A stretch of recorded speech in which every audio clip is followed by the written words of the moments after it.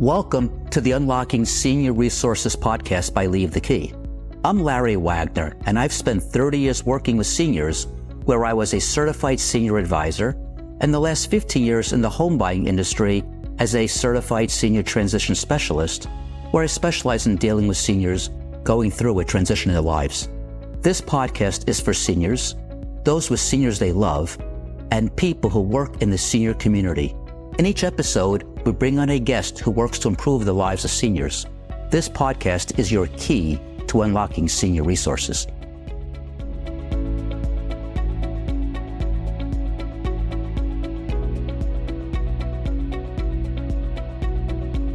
Hello. Today we're here with Olivier Laurent from Home Care 7twenty6. Yes, sir. Yes, sir. How are you doing today? Good, real good. Thank you for having me on your platform. You're very welcome. Really appreciate this, man. Very well. Same. Thank you for coming. Of course. So, with that said, just a quick start. What is Home Care 726? Home Care 726. We're just an agency that we help people transition out of the nursing home and help provide skills that they need to be as independent as possible. So it could be budgeting your income, making sure you're managing the mail that comes in, like important documents that come. We'll make sure we put it in a file cabinet and you can create a system. We've helped people find jobs. We've helped people learn how to cross the street again. So it literally could be anything. So before I get too much into the business, I have a whole host of questions because you said something very interesting, that you help people transition out of a nursing home when every single person I've interviewed and spoken to, if they're involved in nursing homes at all, they've transitioned people into the nursing home. But we'll get to that in a moment. So how did you get to this career? This is your business. How did you get to start such a business? Okay, so I was working with a company that was basically providing the same services that I have for now. I was doing that for a company for about 8 years. Oh, wow. So I get a phone call from a friend of mine in the morning, and he's like, "You're doing your own company now, and I'm introduced you to this person that's going to put you in a position to have everything that you need in order to start it." And I was just like, okay. So I met with the person. He went over everything that we needed. I literally took every step, made my mistakes within the process, but then within a year, I got all my approved. Right. And then I don't know, I just kind of just went from there. This was almost thrust upon you. Yeah, it was like, yeah, you're gonna do this. Part of it was him. I feel like God was just like, you're ready for this. This is it's time to. Who was the person who made this arrangement?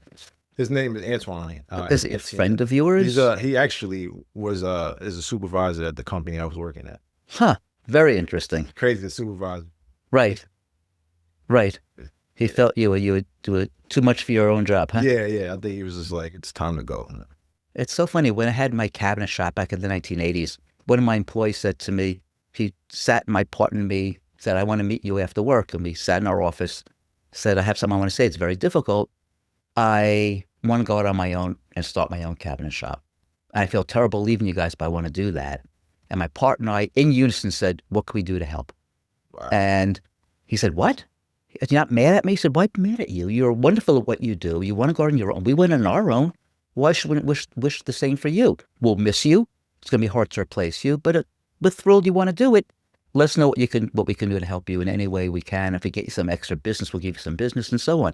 He went home that night, thought about the questions to ask us. The next day came back, said, "I'm not leaving." We said, "What happened? You're going on your own." He goes, "You were so gracious and nice. Why would I want to leave here?" That's another way to look. So that's what he did. He ended up staying. So it was so funny. And he was one of our 4 key people. So I guess being nice worked to our advantage because I didn't want to lose him. But you like to watch the baby birds fly. Not everybody thinks. Not everyone thinks like that. And then later on, we ended up selling the business and we found a place for him outside. But your story was kind of the opposite. Yeah, they pushed you out. Kind of just pushed me out of there. Yeah. I didn't even know. I thought the process was going to be a lot harder and everything. But once I got approved, I don't know. Some people think I'm real spiritual into certain things, but like I feel like my business didn't really pick up until I found out I was having a daughter, having a baby. Like as soon as I had a baby, the next thing you know, "Hey, I got business for you. Hey, I got business for you." I was just like, all right. And then it's like God was kind of like, "Hey, I'm gonna give you what you need so you can kind of take care of you." Antoine got you in the business. and then God got you clients. Yeah. It's like you have two gods looking out for you. There you go. That's very. I haven't heard that story yet. I usually have these long stories to get people to where they are today. Yours is a very quick story. He said you're starting your own business, and that's that. All right. Well, I can't say that because I think the beauty about it is I've actually provided the services that for a company I own for now. And like, I can think about all the stories that I had working with certain clients. Like, it's kind of crazy that I'm in this position now and watching people under me getting to have the same experience that I had. Right. Yeah. It's very cool. Mm-hmm. I've employed, I don't know, well over 100 people in my life and developed really close relationships with many of them. Not everyone, I can't say, but many of them. And it's a wonderful feeling. It's a wonderful feeling when people look to you for their career, their future. You become a mentor, an advisor, and I love that part of what I do. And but they said it's not how you make your living, but it's sort of a fringe benefit in my opinion. Mm-hmm. But so let's talk. So you're taking people. Let's sort of get to your business because I found it fascinating what you said. You're taking people from a nursing home. Usually, they say when someone goes to a nursing home, there's usually only one way out. But to you, there's another way out, and that's back to the community. Yep. The community could mean many different things. Yeah, it could be their parents' home. It could be their kids' home. It could be a home that they owned. It could be an apartment. I know in Long Island, they don't allow this, but in New York City, somebody can rent out a room and be able to be in the program and get the services. Do you work on Long Island exclusively, or do you? No, we're licensed, approved to work in Suffolk, Nassau, and New York City, for all 5 boroughs. Well, so you got many, many, many millions of people as a population to work with. Yes. But if people don't know, I say that Long Island, I think, is about the 25th most populous state for its own state. Mm-hmm. You look at Brooklyn and look at the city; it's way more populated than New York. Yeah. So there's a lot of population. It's like saying I've 7 states in the Midwest is my population to work with. So you got a lot of people to deal with, and so you don't deal with necessarily old people. It could be young people who end up in a home after an injury or things of that nature as well. We also work with people who suffer from TBI or traumatic brain injury. Mm-hmm. So we've got clients that are 18 years old, just like fresh out of high school, unfortunately had a mishap and now they have TBI. Right. It's like, what do we do now? How do we get them what they need in order to at least still feel like a young kid going through life? Right. So in that case, will these people have a normal life at some point, and this is a temporary situation? Most of these people are going to be in some level of care forever? That's a great question. So the idea is when they get into the waiver or into the program is that they want to graduate. The waiver's Medicaid. Yes, the Medicaid waiver. Mm-hmm. They want to get them to a point where they can graduate out of the program. Okay. To be honest, I've only seen 2 people graduate out of it, and I think part of it is just like people get comfortable being in the program. They love the services. It's like, I'm used to this person coming to see me every week. You build it's like family. It's like, why would I want this to go? Right. So, but the idea is to graduate, to get as independent, you find a job and lead an independent life as much as you can. So the state, and these are the people in a nursing home paid for by the state. Yeah. And the state says if we get them at home or out of the nursing home, they'll be less expensive. Yeah. And if we get them off the waiver altogether, it doesn't cost them anything. Exactly. So sort of a expensive, medium, and then, no more liability. Literally, the reason why they created the program is because it was really expensive to have people in the nursing home. Yeah. So in order for them to even be in the waiver, when they write the plan out, it has to be cheaper than it would have been for them to live in a nursing home. That makes sense. Yeah. That makes sense. They're not going to spend more money if they're being treated in a nursing home anyway. Yeah. So a nursing home, $13,000, $14,000. Yep. I've seen some even more, but these are Medicaid. Now Medicaid's paying $13,000, $14,000. So I know private pay nursing homes could even be $20,000 today. So I didn't know they paid that much. So if they're paying $13,000, $14,000, how much will they move someone to community for $10,000? There has to be a certain gap. Depends on the services that they need. Right. Some people have. So within the waiver, they have what they call service coordination. I think that's like maybe $9,000 for the year. Right. Think about it, just $9,000 for the year. Nothing. They'll have my services, which is probably maybe $14,000-15,000 for the whole year. And then they'll have, but the most expensive part of it is probably just the aides that come in. Care. You need the care.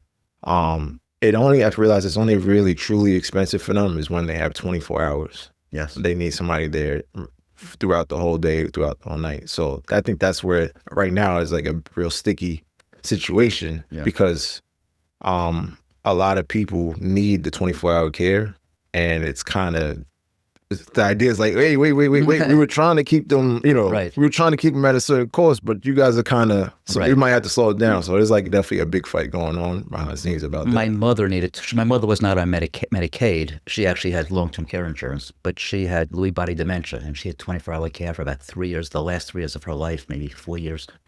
And it was actually almost cheaper to have like 24-hour care than, 15-hour care or 12-hour care, because the people are getting paid by the day now, not by the hour. And we end up paying our healthcare workers extra money because we felt they weren't making enough money on a 24-hour cycle. It's like they took this huge haircut. They're still living in my mother's house, or she lived in a facility herself. So they're not home with their family. They should be getting paid even if they're sleeping. But that's not the way it works.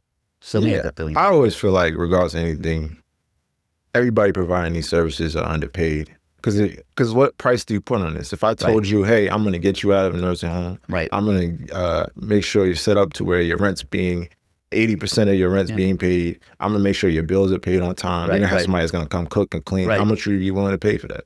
Right. I'm sure you'd be willing to pay a lot instead of who knows what. Whatever. And that's not all done in the nursing home. It's at your home. It's at your residence. Correct. So the nursing gives you the food, gives you, doesn't give you the care. I guess it's some level of care, but you're not getting 24-hour care in a nursing home. No. They're getting some care, but a family member of mine just moved from the hospital to rehab to home. And we now have to get her care. So we're getting her 8 hours a day worth of care. So she can get ready in the morning and get ready at night. But the middle of the day, she's on her own, which is very difficult. So we're stepping up to the plate to cover the middle of the day. She really needs more like 12 hours worth of care. In the interest of not using up her long-term care insurance, we're sort of stepping up to the plate. But care is expensive, even if the home care worker's not paid that well, and they're not. It's because the agency's typically getting about half, and the home care work gets about half. So being an employer, I understand the importance that I have to get paid. If I have my hourly employees doing work, I've got to make pretty much twice what I charge for them. I don't have that business anymore, but to cover my overhead, my insurance and everything else, that's the way it is.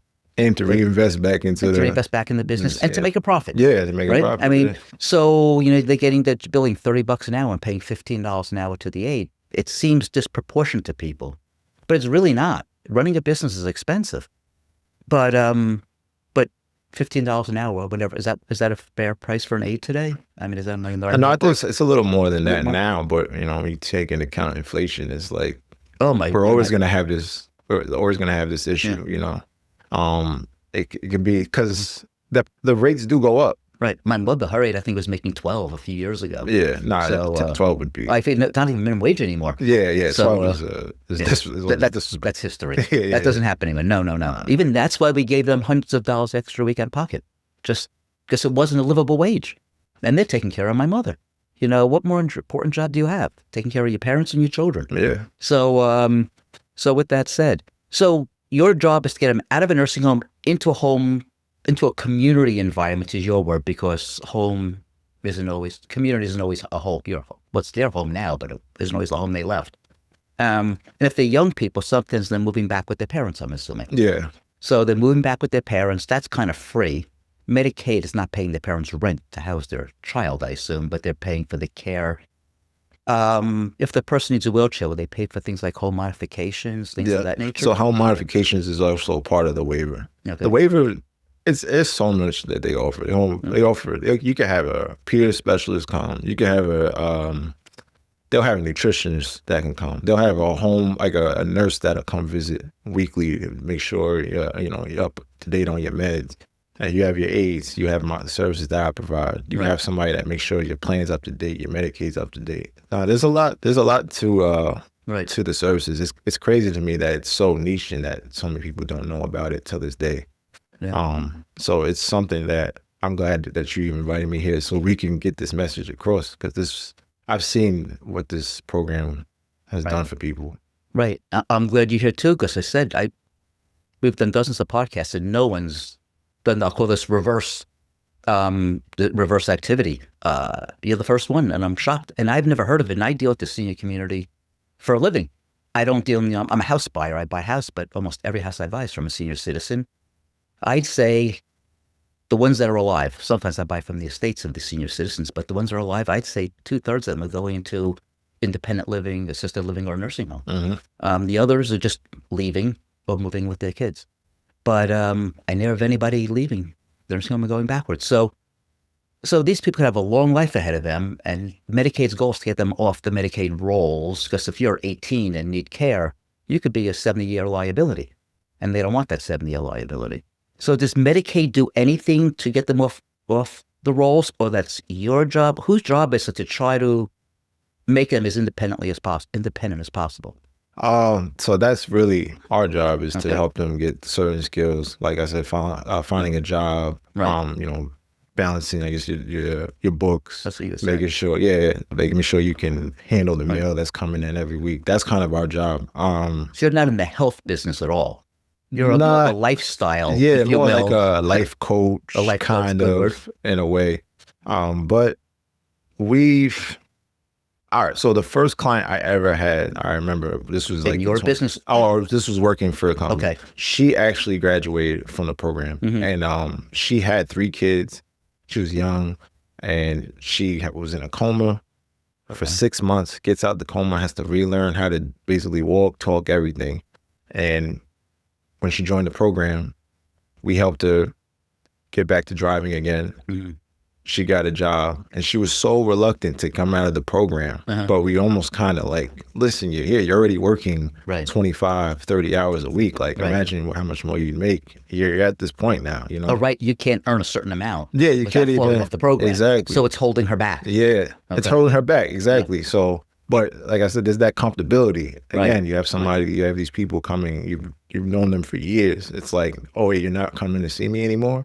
Right. But it's like, that's just the growth. That was the idea, is to, get you to this point. This was training wheels for her. Yeah. And if you never take training wheels off your bike, you never learn how to ride.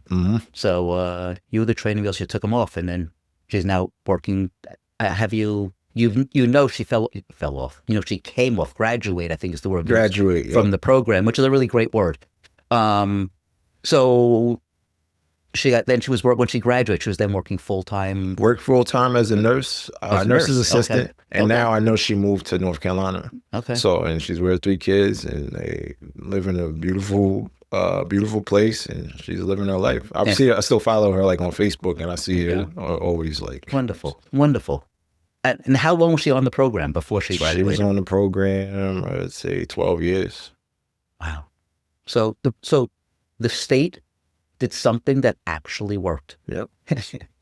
That's good to hear. But you're saying, how many of the people who are supposed to the goal of the state, I'm going to say it. I assume the state taking people out of a nursing home, putting them in the community environment, knows not everyone's going to graduate. Yeah, they know. I mean, that's just reality. You have a stroke, you have stroke-like symptoms, you may never get past.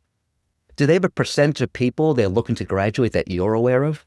Or you don't know what that number is? Nah, I think the main idea is just it's cheaper than being in a nursing home. Okay. It's a lot cheaper. Okay. That's how they see it. So they're like, okay, at least we're not paying, right, $13,000. $13,000 we're paying this. So they're paying $8,000, whatever. It's $8 better than $13. So is it fair to say that these people are benefiting as well because they're better off in the community than they were in a nursing home? Yeah, I think a lot of the clients that I've dealt with always complain about the nursing home. Right. You spend enough time there. You're dealing with a nurse that may not really care too much about. They're not able to really go out. Right. There's really just no freedom. So they come out, they get a real feel of what the real world is like again. They're seeing people, they're meeting people. Some people love the community, love to talk to people. Now you have that chance. Yeah. And we're kind of that bridge, because I don't like to use this comparison, but in a way, like if somebody just came out of jail, they were in jail for 15 years. The nursing home isn't jail. Just Right. disclaimer. I Nursing can see home where is you want to use that. Yeah, it's not Use your jail. imagination. Yeah. Okay. It's not jail. But No, like, white collar jail. yeah. It's not jail, but you get out. Yeah. Like, you're not, they're not used to what the phones. It might have been a flip phone back in the day. Now it's we nobody has a flip phone now. That's right. We don't have beepers anymore. We don't. So we're the ones that kind of bring them up to like, hey, you kind of the way you're in the community, you gotta kind of relax a little bit. You gotta. When you laughed, this is what it was like. This is what it is now, though. The cars had headlights that flipped up like in 1877. Exactly. Right, light bulbs are LEDs, and okay, I got it. So you got to bring it back to the world. Mm-hmm. So, question: the people you're working with, I'm gonna ask the question. I'm sure the answer is a broad spectrum, but how long have they been in a facility before you work to take them out of the facility? So I assume these people aren't there like for 10 years. I'm guessing. Nah. So I have a client that he lived in a nursing home for 13 years. He did. Yeah, he gets out. Like, this is when I was talking about this. These literally came to my head while I was saying this. Yeah, like, I could see I remember why. had to to really reel him in on like everything because he come don't have tubes anymore. Yeah, he just was. You could just tell he was just a little off. And obviously, he's still a little off. But he's way better than when he first came out. But you didn't know him before he went to the home, and he may have been off then too. Yeah. When I say off though, like just off socially, like it's just that's all. Yeah. But no, he's much better now. Yeah. Much better now. He's able to go in the community and have. He loves to talk. He likes to, he'll read like Napoleon Hill. He's a big Napoleon Hill fan. Loves Napoleon Hill. Yeah. Think and Grow Rich. He literally recites a chapter or something from Napoleon Hill to me every day. Right. But he likes to share that with people in the community. And have you read Think and Grow Rich? I've read Think and Grow Rich. Very It's good. a great Okay. book. It is a great book. Yes. Yeah. I read it way too late. I didn't read it until I was probably 50. Way too late. But yeah. Yeah, but he loves that book, and he wants to share that with everybody, and that's just his way of, living his life now. But yeah, And does he work? No, he doesn't work. He doesn't work. He's 73 now. Okay. But he doesn't work. But he's made the most. He pays his bills on time. Right. He goes to the supermarket and buys the things that he needs. Right. His mail is placed in a certain place. He knows when his appointments are, and he puts it in his book, and he knows when to go to his appointments. I mean, he's as independent as he could possibly be. There you go. So, question: how long has this program been around? It's been around since 1995. 1995. And how long ago did he get out? He got out in. I don't say get out. Did he move to the community? I don't use that prison kind of language anymore. Okay. Again, it's not nursing homes. Not just, No. That's what I want to change. When did he get back to the community? He got out. He got into the community in 2012. Okay, so now you only met him at the time. Well, I was actually working with him with another company. Okay, so the question is, could he have been moved out sooner? The program existed sooner, or was he just not physically able? Was he not emotionally able, or he just never asked? Like, who initiated this? I think so. All right. A lot of times people go into the nursing homes me and be like, hey, we have this program that, we're not, I know the nursing home, it benefits them to keep the people. Of course. Right. They're getting paid $13,000. Yeah. So do you know what it costs to feed someone in a nursing home per day? Because I own assisted living facilities. And I know what it costs per day to feed a person. It's about $13. To feed someone every day. That's it. $13 a day for the food. It was $9 pre-COVID. Now it's about $13. Wow. And we'll see what happens with this whole tariff thing. Who knows? But right now it's $13. That's a crazy number. You're getting $13,000 to 13 times 30. That's not very much money. So, and I bet you're paying for the building and everything else, but people think the food's so expensive. That's not. You're buying in bulk. It's very inexpensive. So they're making a lot of money in that $13,000 number, and they don't want to part with it. They don't want to part with it, but a lot of times they do discharge people. Yeah. So you try to speak to someone who's in charge of discharge and tell them about the services. The main issue a lot of times though is that these people may not have somewhere to stay. Yeah. So the one thing that stops them is that until they can find somewhere to live, they're gonna have to stay in a nursing home. Right. So the coordinator or someone within the program will help facilitate that. Right. Okay. So if you answer my question, the nursing home is not going out of their way to tell you to go on this program. No, they're not going. So in the case of this gentleman, did he say, I want out?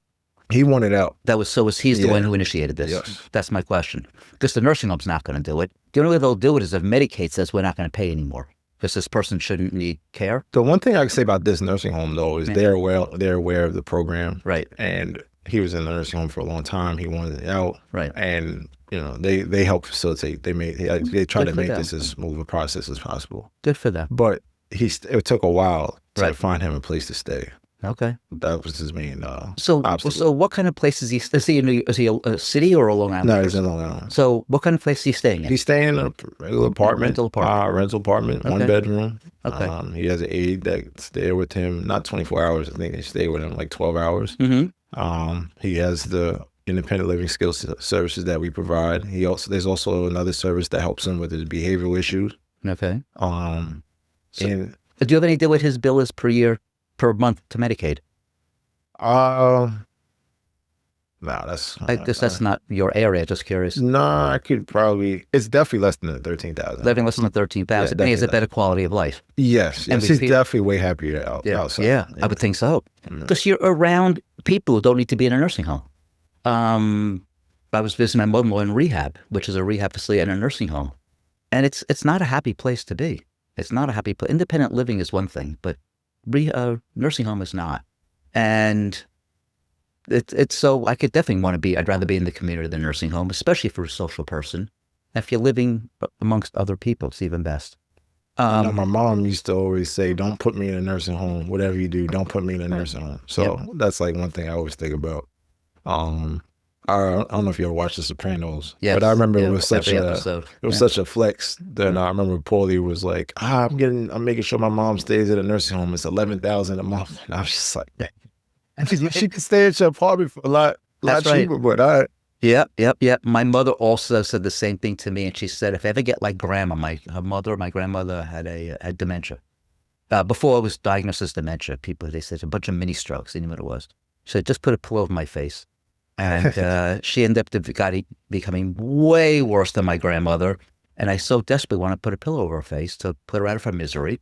But I get it. I don't want to do that. I can't kill my mother, But she's serious? She was dead serious. She was dead serious. She became a vegetable for 4 years. And there's no way she would want to live like that. But she told me since I'm a little kid, if I ever get like grandma, put a pillow over my face.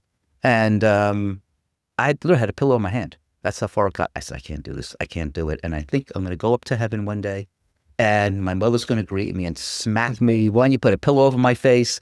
You let me sit like this for 3 years. I thought I told you better. And so I don't know. I'll see what awaits me. God willing, I won't see her again for a while. But but when I do, I'm a little nervous how it's going to go. So anyway, but we'll see. But yes, these people, they want a life. They don't want to be in a facility like that. And so I think it's a wonderful program. So the state's doing something to save them money that actually benefits people. Yep. That's unusual as well. And it seems like it actually is saving them money. So the question I have for you is, if the bill exceeds the cost of a nursing home, do they stick them back in a nursing home?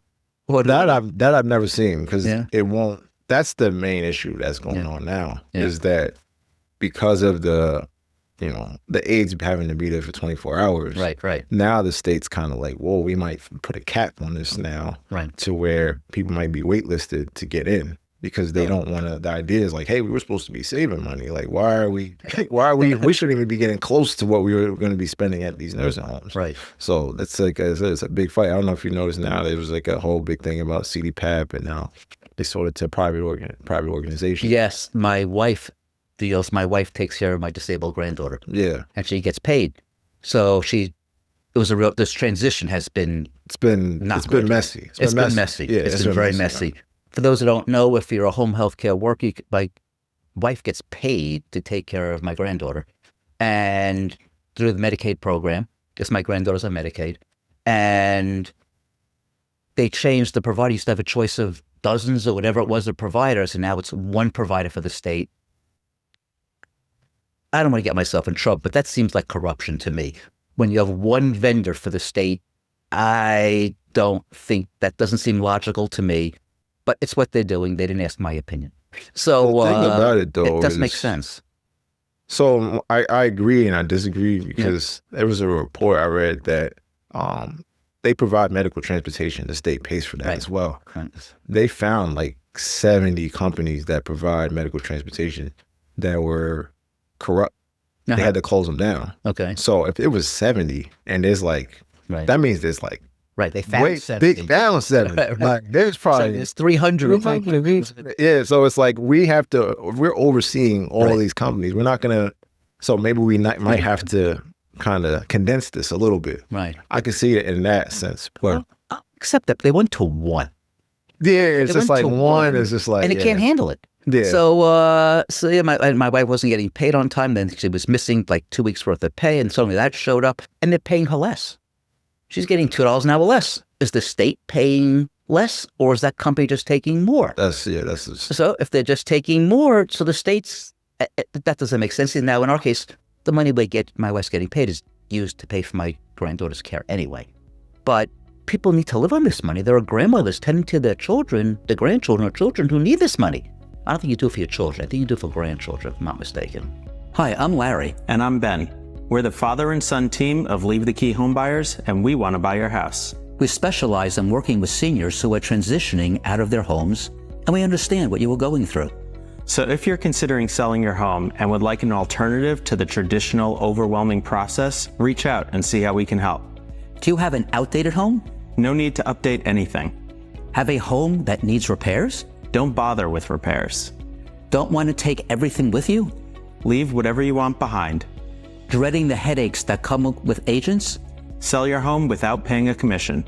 Dreading prying neighbors attending open houses and passing judgment on your home? No need for public showings. When you sell to us, you'll have all the certainty of closing on your timeline, not someone else's, and there's absolutely no pressure.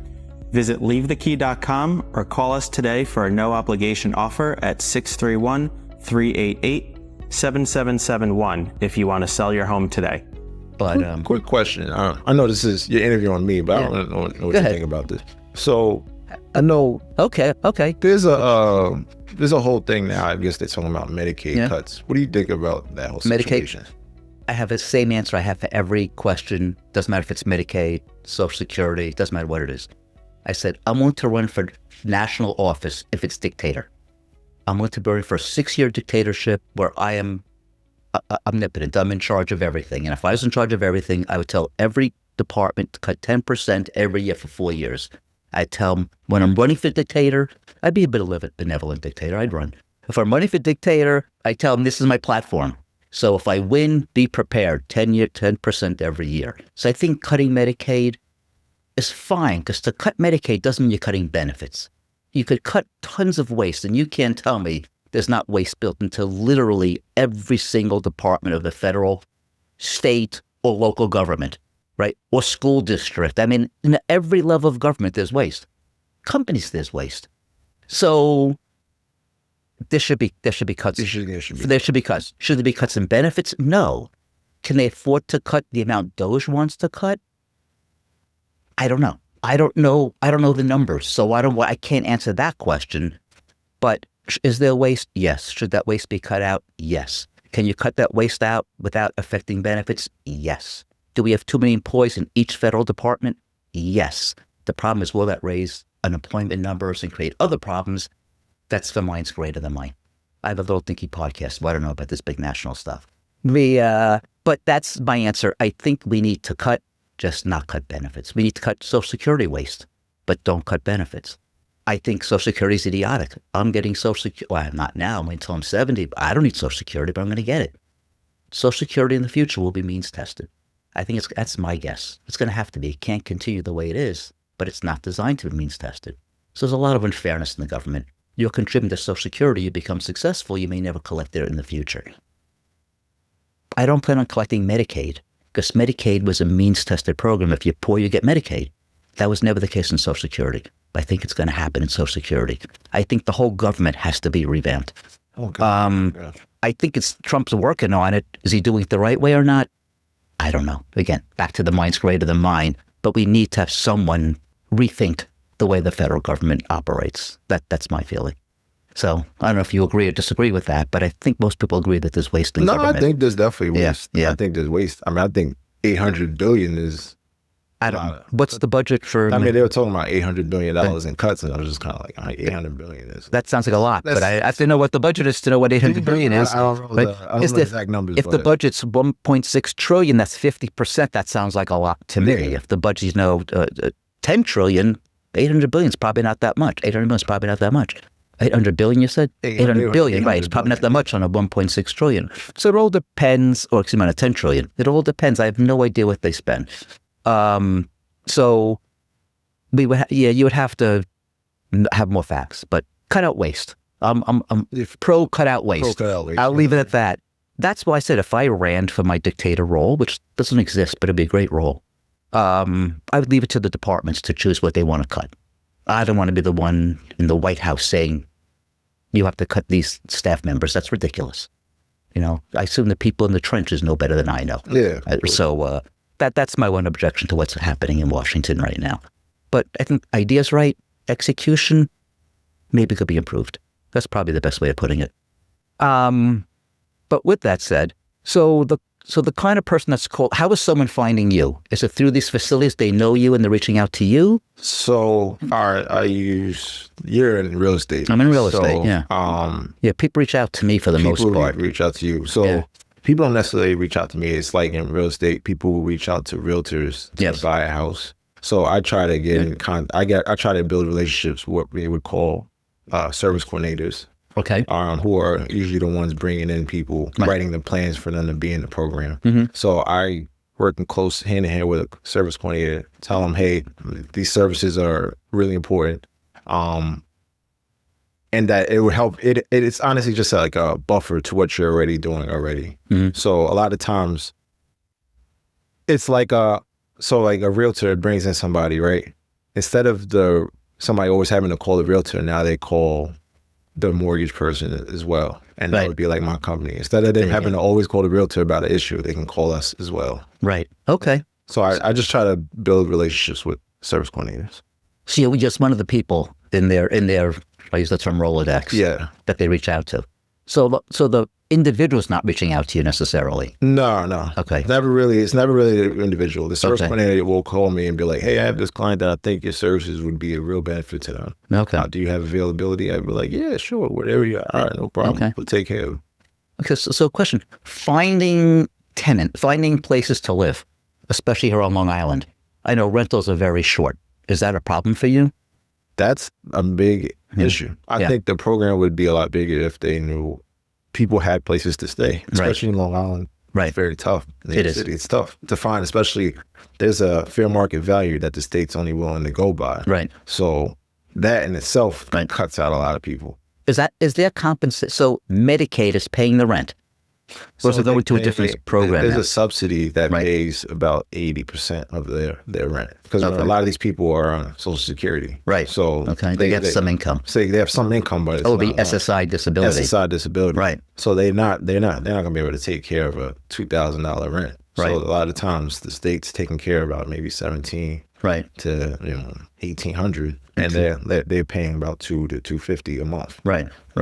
Which allows them, maybe they probably get receiving SNAP or food stamps. So Right. that helps them be able to kind of live throughout the month. How does that compare to, which you may not know the answer to this, to like a Section 8 rental? Are they paying comparable to that? Because $2,000 sounds very low to me. Well, they're probably getting a one-bedroom unit. Yeah, they're getting a one-bedroom. Well, that's true. I'm a landlord as well. I own properties that I rent.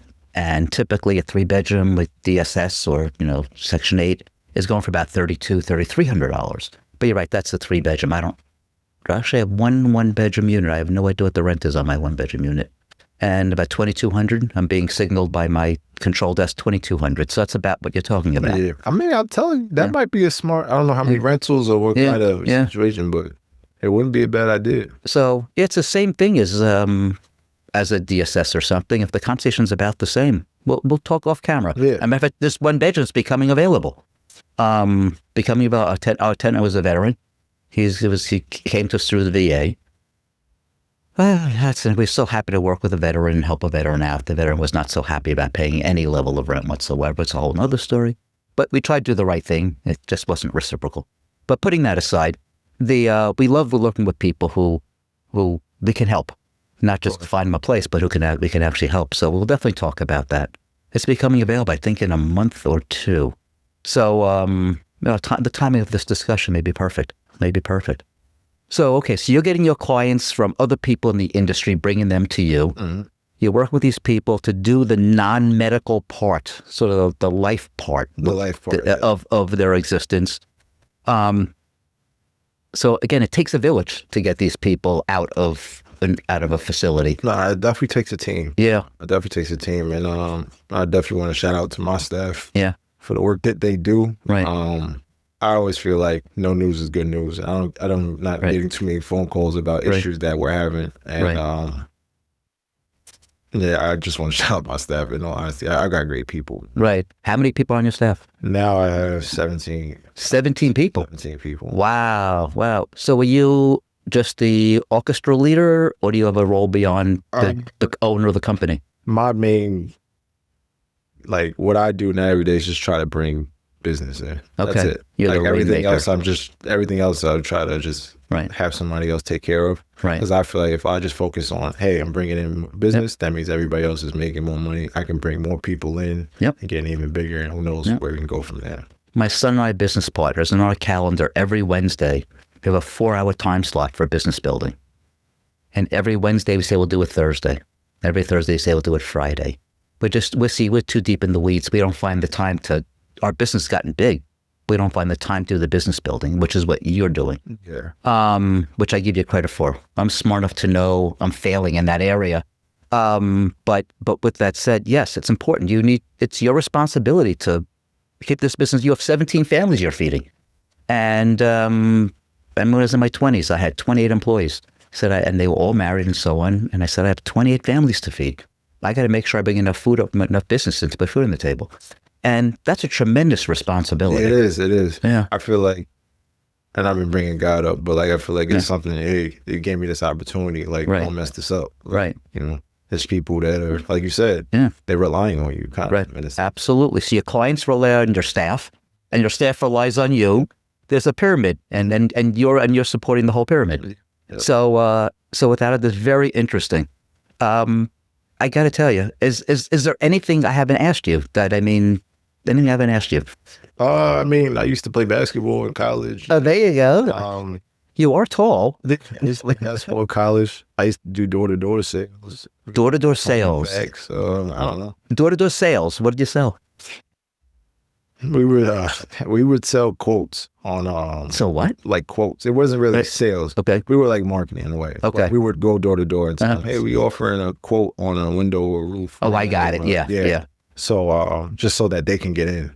But you know, like anything, if you're knocking on somebody's door, it's one of the more like. And you're a big dude to be knocking on someone's door. I've had some crazy experiences. Yeah. I'd be nervous opening my door to you. You're big. I'm a little guy. You know, if you're my size, I'll open the door for you. Big guy, I don't know so much. Well, I would give some space though. They do. They step down. Yeah. So like they'll have the steps. Like I'm all the way at the bottom of the steps. That's what they do. Times are different. Back when I was a kid, no one thought twice. Today we think like 12 times. Don't have peepholes in the doors, and that's just the way it was. Door rings, doorbell. You don't even close your front door. They're just your screen doors open all day long. So I'm walking and say, hey, you yell at you inside the house. Hey, give me a hand, please. What gets me, those door-to-door knife salesmen. Well, that makes no sense to me. That people that do that. In hindsight, that's crazy. That's crazy. Please let me enter your house with weapons. A briefcase full of weapons. I don't know. And people did that and made a lot of money doing that. They actually. It doesn't make any sense. In these random neighborhoods, you just walk around with knives. With knives, correct. Doesn't make any sense. Anyway, it's an interesting query. You're from the area, from Long Island? I'm from Long Island, yeah. Born and bred. Born in Long Island. My parents are from Haiti. They moved to America in 1984. And looks like a lot of immigrant stories. Right. They want better for their kids. So they work hard and they push for the... Right. Very good. Well, it worked. Yeah. And it worked. It's what you always want better for your kids. I guess it's a real pleasure having you on today. Oh, one question. If there's one big takeaway, what would the takeaway be for you in this podcast? Believe it or not, I think we help a lot of our clients, but believe it or not, I think they're helping us more. And the reason why I say that is because their stories are so powerful. Right. And like the fact that Like, I know somebody that was hit by a car, and he used to be a big basketball player. Like, he was really good. And now he can't walk or play basketball like he used to. Right. But he has such a positive attitude on life. Like, he's just like, I always say that you're the strongest person I know. Because most people, like, people have everything. They're healthy, they wake up in the morning, but they always have an excuse for why they can't do things. Meanwhile, this guy has a, you know, he's showing how much life he has in him compared to somebody else. Right. So it goes to show you that regardless of anything, somebody always has it worse. But I said before, then we'll end this, and that is, someone says, no one has a life worse than me. Only one person can make that statement. And think how bad that person's life really is, right? Only one person said, no one's worse than me. But so it's interesting. So yes, I find people like that inspirational. My daughter, taking care of my daughter, I find tremendously inspirational. Interview people with tremendously interesting stories. And I know my life's been pretty charmed and my life's been pretty easy. So I look at people who've come from here to here as very inspirational. I may have started here and come to here, but this is an easy move. This is the hard move. And so I understand exactly what you're talking about. I got to tell you, so people getting hold of you, it's more like tradespeople getting hold of you. How do they find you? So you can go on our website at www.7, the word 20 spelled out, and then the number 6.com. And also you can reach me at 631-460-5790. Again, 631-460-5790. And what was the website? I want to make sure it's right. www.7twenty6.com. Okay, no healthcare in there. Okay. No healthcare. Just Got it. 726. Okay, so I wanted to make sure you didn't forget that in there. I don't think anybody has. The way I spelled everything, I didn't have to worry about it. There you Somebody go. else had it. There you go. Very good. Okay, a real pleasure. Thank you for joining me today. Thank you. Thank you so much, man. Very good. Thanks for listening to this episode of the Unlocking Senior Resources podcast by Leave the Key. If you've enjoyed this episode or found it helpful, don't forget to subscribe, leave a review, and share this podcast. We specialize in working with seniors who are transitioning out of their homes, and we understand what you are going through. So if you are considering selling your home and would like an alternative to the traditional overwhelming process, reach out to see how we can help.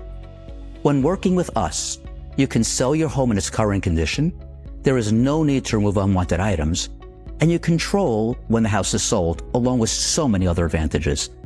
Visit leavethekey.com or call us at 631-388-7771 to learn more about our senior home buying process.